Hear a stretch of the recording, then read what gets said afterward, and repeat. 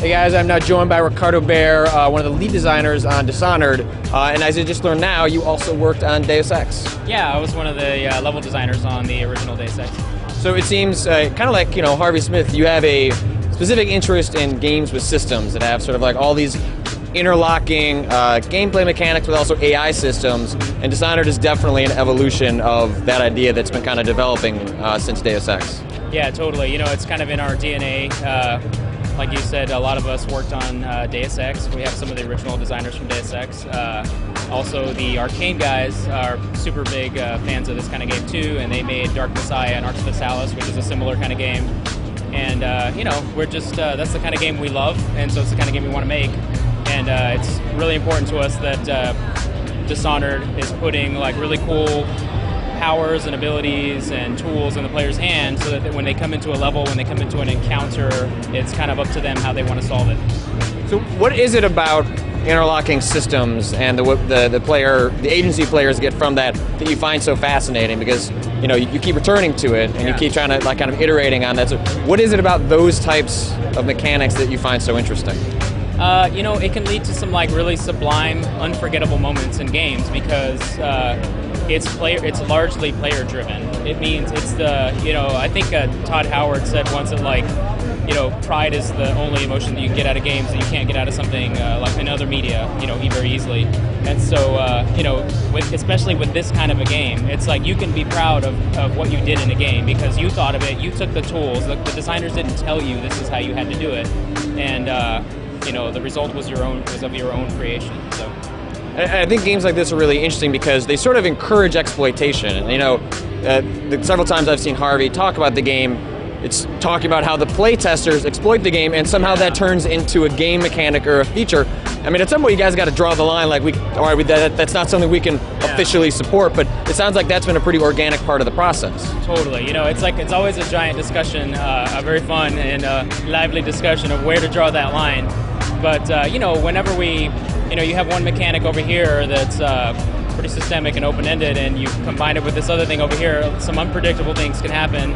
And a lot of the times, it's a big debate, like, should we allow that or not? And most of the times we side on yes, we totally need to allow that. Like the first time somebody combined the double jump power with the maxed out blink power to completely bypass like a bunch of security systems by running across a rooftop, double jumping, and then blinking like 20 yards. It's like, wow.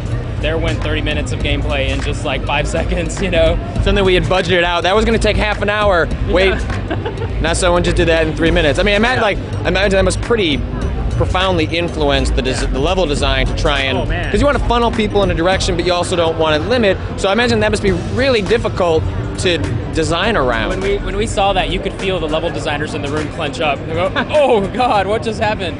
But, we didn't shut it down, though. We didn't cut that off because, if you're the player who figured that out, the emotion that you feel, the, pride that you feel when you accomplish that is, that's totally, worth every penny, It's, amazing. So... Yeah, it's one of those things that as soon as you see the game, you're like, man, the YouTube videos for this game are going to be pretty interesting because with playtesters, you only have, X amount of people that can try and mess with the systems, and the moment this goes wide in the player's hands, just the amount of things that they're probably going to do with it, I imagine will be super entertaining and satisfying for the team to watch because that's the whole reason you build these systems is to allow people to kind of bang up the game and poke at the holes and see what they can do that the designers totally didn't intend. Yeah, exactly.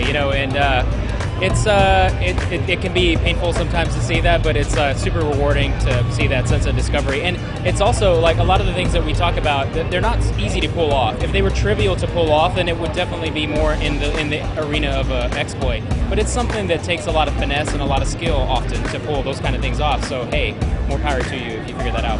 Yeah, there was one, I think I was listening to the Bethesda podcast, and there was an example given of when you slow down, tipping over an object, slowing down time, and then that turns it into a climbable object. Oh, yeah. So you could kind of use that to create a platform out of a potted plant that at no point were you supposed to be using that to jump to another spot. Yeah, that was a pretty crazy one.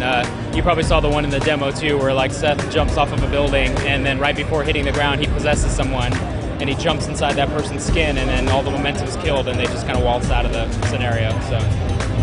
All right, well, Ricardo, Dishonored looks really cool. Tell us when we're finally going to be able to get our hands on it and exploit it and make your level designers really stressed out. Thanks, man. Look for Dishonored on October 9th, and it's going to be on PC, Xbox 360, and PS3. All right, Ricardo, thanks. Thank you. Enjoy the rest of your E3. All right, take care.